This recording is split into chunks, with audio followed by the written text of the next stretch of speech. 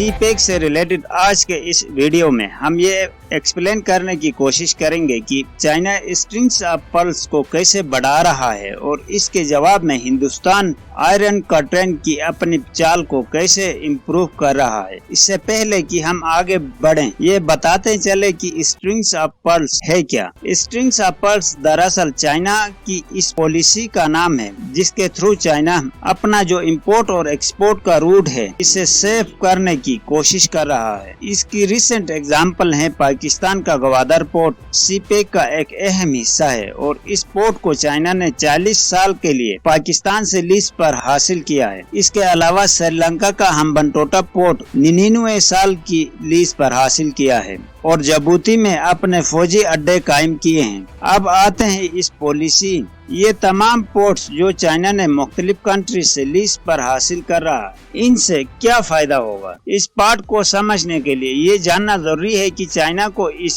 Strings of pearls को strengthen करने की जरूरत क्यों पेश आई। इसकी सबसे बड़ी वजह है स्ट्रेट ऑफ मलक्का पे हिंदुस्तान का इजी एक्सेस या कंट्रोल। जब पाकिस्तान और हिंदुस्तान के बीच 1971 की जंग हुई थी तो पाकिस्तान को ये उम्मीद थी कि इस जंग में हिंदुस्तान के खिलाफ चाइना इसकी मदद करेगा, मगर पाकिस्तान के अच्छे दोस्त होने के बावजूद चाइना पाकिस्तान की मदद नहीं कर सका था, क्योंकि हिंदुस्तान ने जंगी हालात को समझते हुए चाइना को ये धमकी दे रखी थी कि अगर चाइना पाकिस्तान की कोई भी मदद करता है तो हिंदुस्तान इसके जवाब में इनकी इंपोर्ट और एक्सपोर्ट स्ट्रेट ऑफ मलक्का के थ्रू जो हो रही है इसे ब्लॉक कर देगा, जिसकी वजह से 1971 की जंग के दौरान चाइना न्यूट्रल रहा था। और दूसरा रीजन चाइना सी है। चाइना सी पर अब तक चाइना का कब्जा नहीं है, इस पर और कंट्रीज अपना हक जिता रही हैं। इसकी रिसेंट एग्जांपल ये है कि फिलीपीन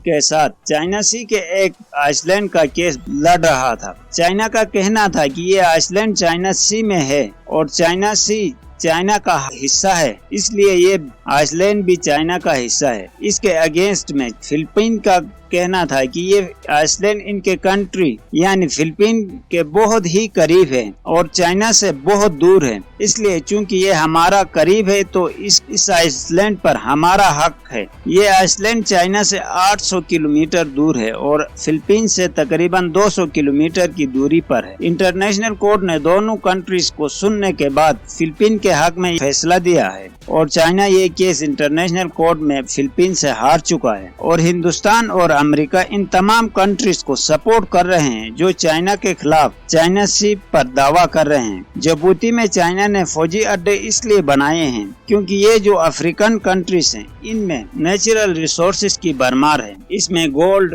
डायमंड, ईंधन और बहुत सारे दूसरी रिसोर्सेज हैं और ये जो सी रूट है वो चाइना के लिए इंतहाई, क्योंकि यही वो मार्केट है जहां पर चाइना की बनाई गई चीजें आसानी के साथ लोकल मार्केट में डोमिनेट कर सकती हैं और ये रूट दूसरी आलमी मंडियों तक पहुंचने का भी एक इंतहाई कॉस्ट सेविंग रूट माना जाता है। और सबसे बड़ी बात यह कि इस रूट में जितने भी कंट्रीज हैं इनमें चाइना दिल खोलकर इन्वेस्टमेंट्स कर रहा है और ये तमाम कंट्रीज चाइना के हाँ में हाँ मिलाकर खड़े हो रहे हैं। और चाइना की ये कोशिश है कि यहाँ ज्यादा से ज्यादा जमीन एक्वायर कर लें ताकि और चाइनीज लोगों को यहाँ शिफ्ट कर सकें और अपना इन्फ्लुएंस हमेशा के लिए पक्का कर सके। पाकिस्तान में भी सीपेक के थ्रू चाइना इस पॉलिसी पर अमल कर रहा है। ग्वादर पोर्ट के अलावा भी चाइना बहुत सारी जमीन पाकिस्तान से लीज पर हासिल कर रहा है जहां वो मुख्तलिफ इंडस्ट्रियल जोन्स बनाएंगे